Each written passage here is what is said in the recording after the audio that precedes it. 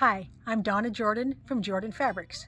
Today I'm going to show you how to make a quilt, and it's called Winter Solstice. Now if you get the emails that I send out every day, you may have actually gotten to vote on this pattern because I asked recently which of these patterns that I've never made would you like to see in a tutorial?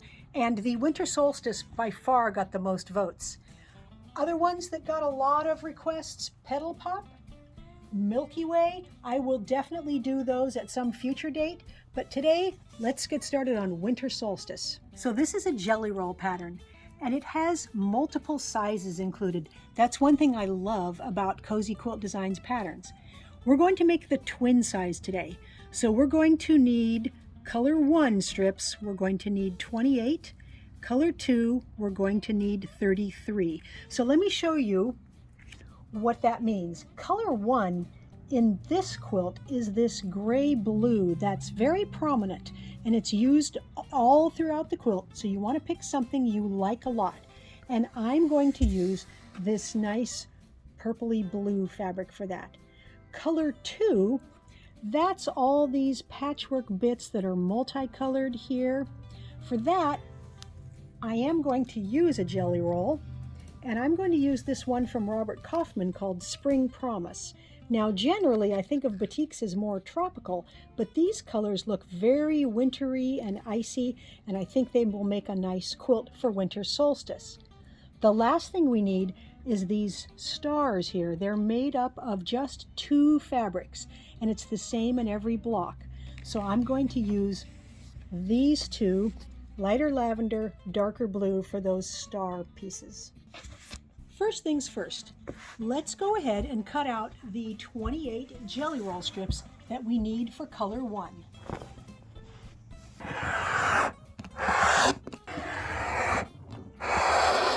There's our color 1. The next step is to pick out the jelly roll strips we're going to use for color 2.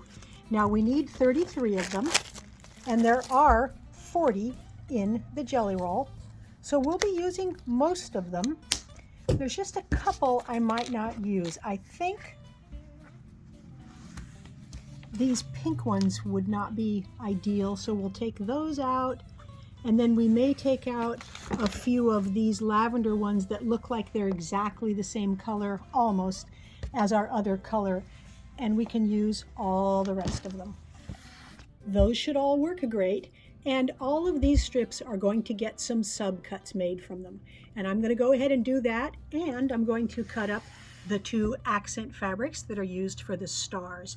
Now I can't give you all the sizes because it's not my pattern, but Cozy Quilt's patterns are very easy to follow.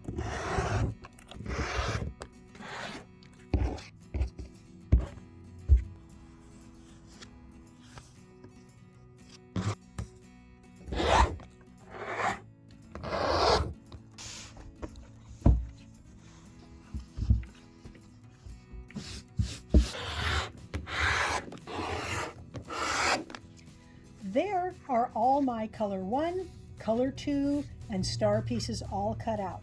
The last thing we need is some background. I'm going to use white, just like it shows in the pattern here. But here's the thing, the background is all done with jelly roll strips that are subcut. So I'm going to go ahead and use a jelly roll because that'll save me a little bit of cutting time.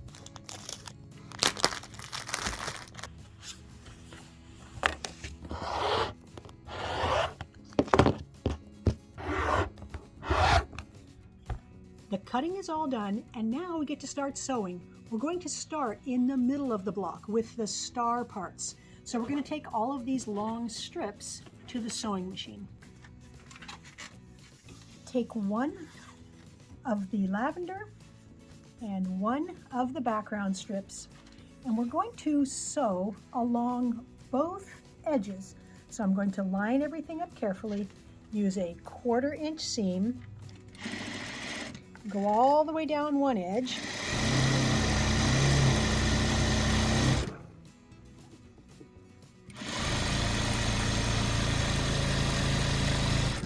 and now I'm just going to turn it around and go all the way down the other edge.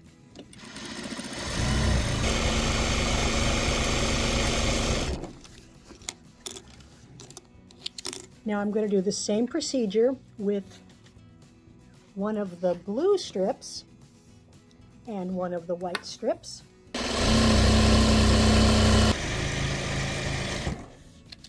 And then there's one last combination we need, and that is one blue and one lavender. Once those are all stitched up, we're going to cut them with something called the strip tube ruler. Now, if you don't have this ruler, the pattern gives you instructions for how to cut without it. But I use this frequently in Cozy's patterns, and it's pretty handy. Put the 2.5 inch line here on your stitching line, not on the raw edge, on the stitching line. See, it's just lined up there. Hold it down and then make a cut on this side. Slide that away a little bit and then make a cut on the other side. Now we're just going to turn that ruler upside down, and we're going to again put the 2.5 inch line on the stitching line, and I'm going to slide it over so this edge of the ruler is on that cut side there, and I'm going to cut along this side. Now we're going to turn the ruler around again, and we're going to keep cutting triangles. Now I can't line this up all the way on the cut edge there because I wouldn't get a whole triangle. So I'm still going to put the 2.5 on the stitching line, and I'm going to cut on this side, and then I'm going to have a teeny little scrap to cut off of that side. So I'm going to keep flipping and cutting until I've cut up the whole tube. I've got some of each kind of block here. Now these are actually half square triangles. So all we're going to do is put the lighter fabric down on your ironing board, peel it open, give it a little ironing. I like to use dry and then steam, and then trim off any dog ears you have. Now, the joy of using this method with the strip tube ruler to cut your half square triangles is that they're perfectly accurate, because when you cut them, you are measuring from your stitching line. So even if your stitching line was not perfect, your squares will all be perfectly the same size. I'm heading back to the sewing machine now, and what I have is one each of the half square triangles we just made, along with one background square. Here is how these get put together. We're going to point those guys towards the middle, and we're going to put that one there, and this is going to form 2 diamonds. So I'm just going to stitch it this way and this way. So I'm going to put them right sides together, slide this over here, take that top one, line everything up,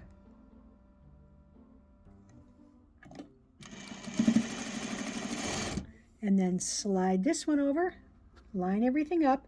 There's no intersections to match, and they're all exactly the same size. Now I'm going to carefully put this seam allowance toward the background square, and you can use your fingernail or your finger to finger press that seam allowance that direction. Now this other seam allowance is going to go the opposite way, so it's that way. Now, but these are all bias edges on here, so you have to be careful. I just sort of smash it down with my finger. If I pull it like this and rub on it, it might stretch the seam and distort it. Now when I put these right sides together, the seam allowances are going in opposite directions there, and it's pretty easy to get them to nest and line up. And we'll line this up here.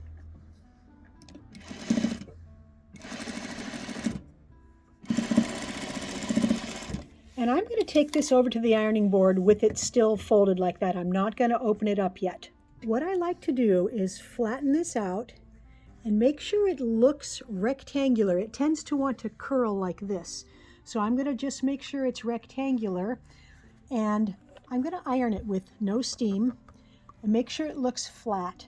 And then I'm going to peel this open, and I'm going to be careful that I don't distort this seam. That's why I kind of peel it and press it just a little bit. Then get my iron and add a little steam. And you can see it doesn't look perfectly square here. It's distorted a teeny bit. But when we sew the other pieces around it, it will tend to get square again. So the problem is, the more I pull and stretch on it with my iron, the farther out of shape it will get. So I try to not move it too much and just iron it pretty flat. Now we're ready to start building our first block. So we're going to need one of these, and then our color 1 is going to go on 2 sides of the block. Color 2, I'm going to get 2 pieces, same print. One's going to go here and one's going to go here.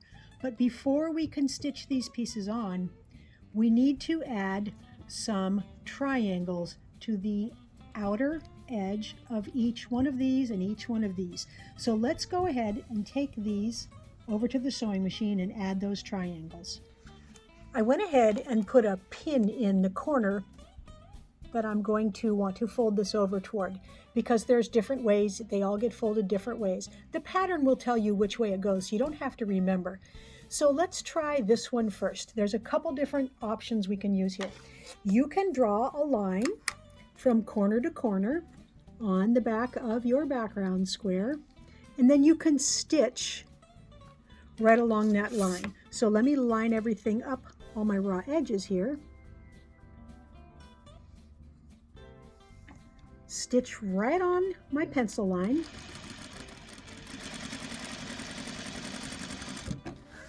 And then if you fold this over, all the raw edges are going to meet, and we're going to have a nice pointed piece there. The other option, the option that I do, is I put a piece of tape on my machine. So this is painter's tape. It's like masking tape. And I'm pointing towards the needle, and I'm putting that straight edge straight down here. Now I have a hole there so I can tell it's lined up straight. If you don't, you can put a ruler or a yardstick or something to make sure you've got this pointed straight down there. Now all I have to do is line up the edges, and I'm going to point this top part at the needle, and the bottom is going to be on the edge of the painter's tape. As I stitch, all I have to do is keep that right on the edge of the tape as I go. And I have now a nice straight stitching line. And when I open this up, all the raw edges meet, and I didn't have to use a pencil or draw any lines or anything. Now, all we have to do is give them a very brief press, and then we're going to trim off the back 2 layers so that we have less bulk. So I'm going to leave a 1/4 inch seam allowance, and they'll be ready to stitch onto the 1/4 of our star block that we made earlier. Now we'll put everything back in place. That goes there, that goes there, that one there, that one there, and so we'll just stitch on both the purple and then both the blues. So this is exactly the same size as our block.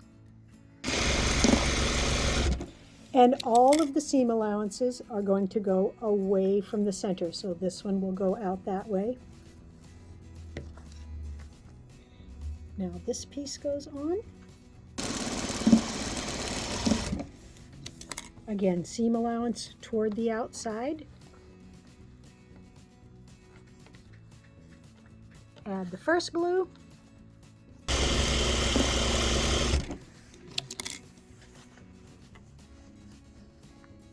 And the last piece.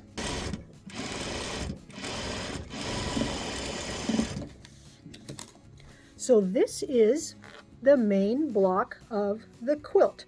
All the blocks are going to be made like this, with this one exception.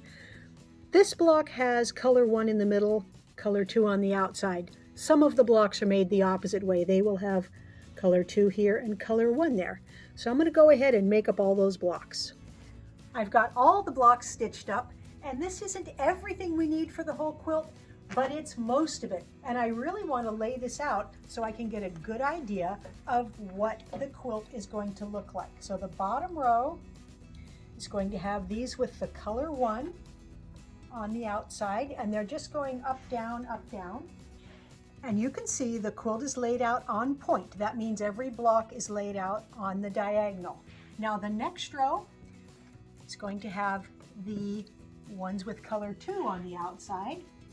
And as we start to lay these out, you can start to see the beginning of a star there.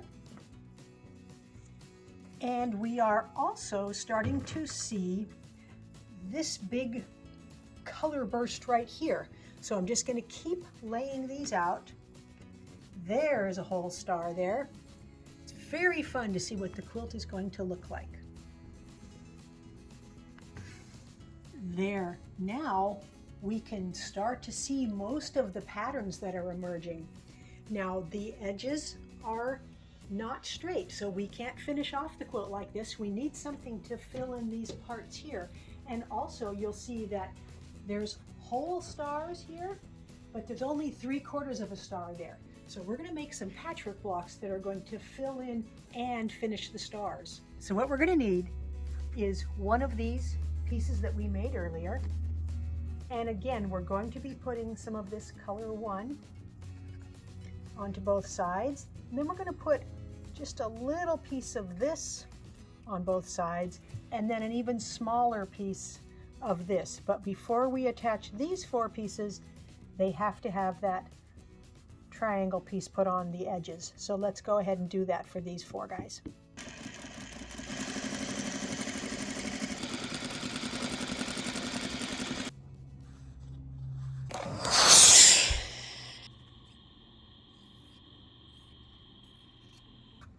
So we'll put these back in place, here and here, here and here, and we're going to take all these back to the sewing machine. So the first 2 pieces, they're going to get stitched on exactly the way we did with our earlier blocks. So this one is just the same length as the center. Finger press that seam away from the middle. Then this piece fits, and again, it's exactly the right length, so we can stitch it on very easily.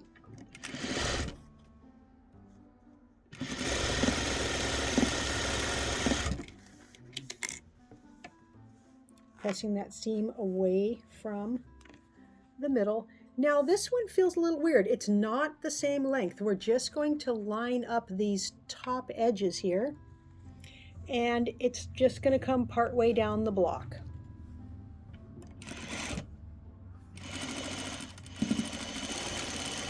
And you can stitch all the way off, or you can veer off here. It doesn't matter.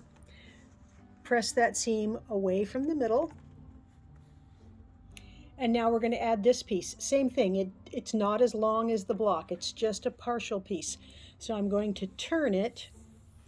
I'm lining up this bottom edge here, and I'm just going to start stitching right there.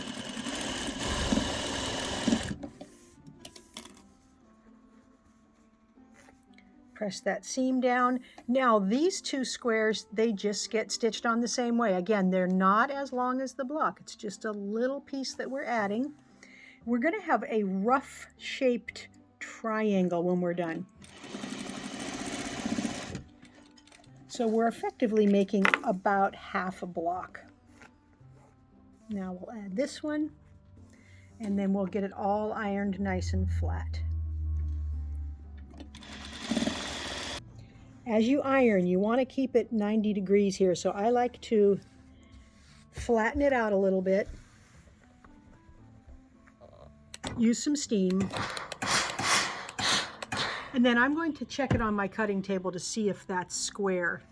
So I'm just going to put it on the lines here and see if I've got it square. And I'm veering over a little bit here. That means when I ironed, I stretched it a little bit. So I'm going to just take it back to the ironing board, move it a little bit like this, and re-iron so that I've got it nice and straight. The last step is to trim this straight. So I'm just going to put my ruler from that corner to that corner and trim off all the excess.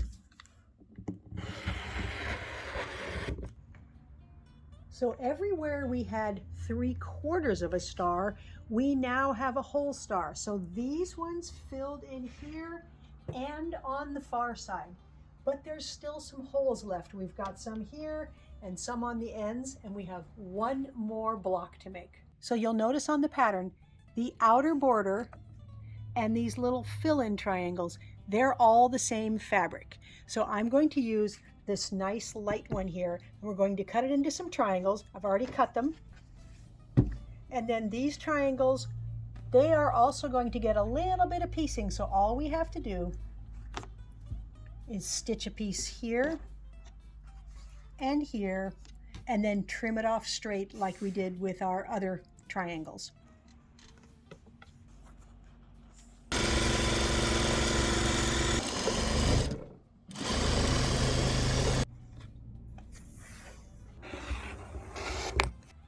Now these guys just fill in these last empty spots here.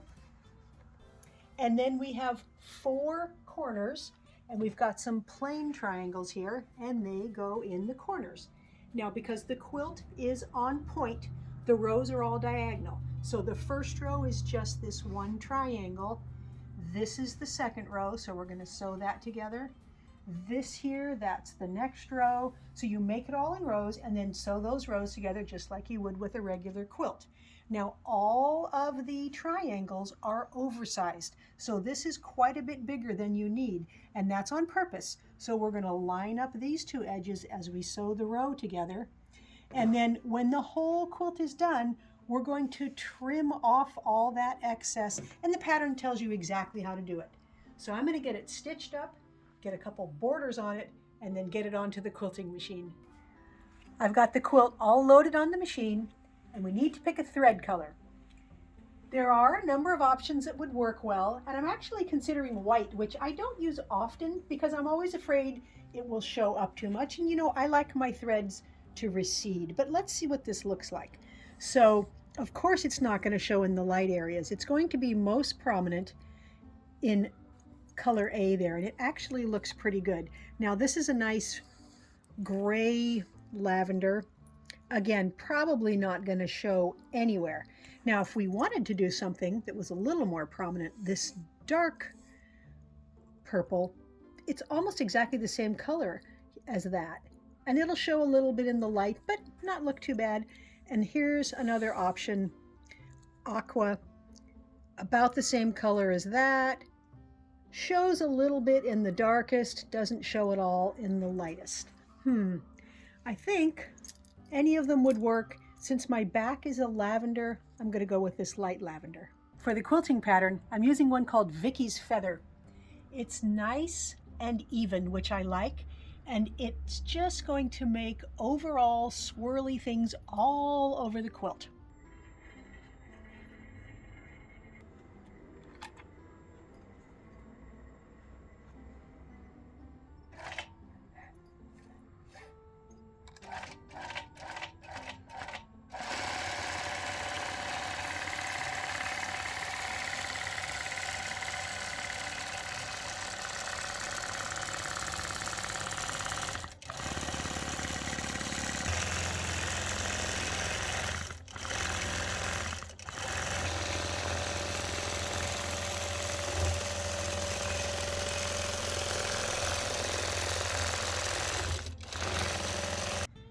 The winter solstice quilt is all done.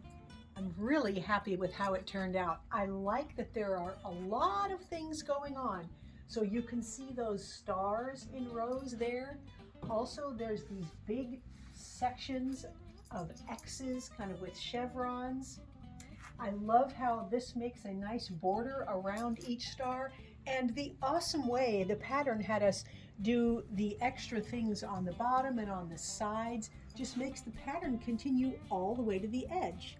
Now for the binding here, I used a very light lavender. Now you can see the back. You can see the quilting there on the back. I like how it's curvy against that grid work on the back. So this is all batiks, and the batiks, they're called Spring Promise, and there are some butterflies in some of them, but really the whole look to me looks kind of frozen. It looks kind of icy. And you could use this in the winter, but you could also use it in the spring. Now it's 73 by 96, so that's a big twin size, but there are 5 sizes in the pattern, so there's lots of sizes you can make. Thanks for watching our video today on how to make the winter solstice. We hope you enjoyed it. Now at the end of every video, we do a giveaway. Today's giveaway is called Rose Crossing. Now you may have seen us make this in a video. I showed exactly how to do it, and it's a fun pattern to make. These are all Riley Blake fabrics, nice big roses, and you can see those crosses there. Now it's very easy to enter the giveaway. All you have to do is click the link below the video that says giveaway, and you put in your name and your email address. And remember, we can send this to a winner anywhere in the world, so good luck. Now if you like our videos and you want to support us, the best thing you can do is subscribe to our YouTube channel. That really helps us out. Happy quilting!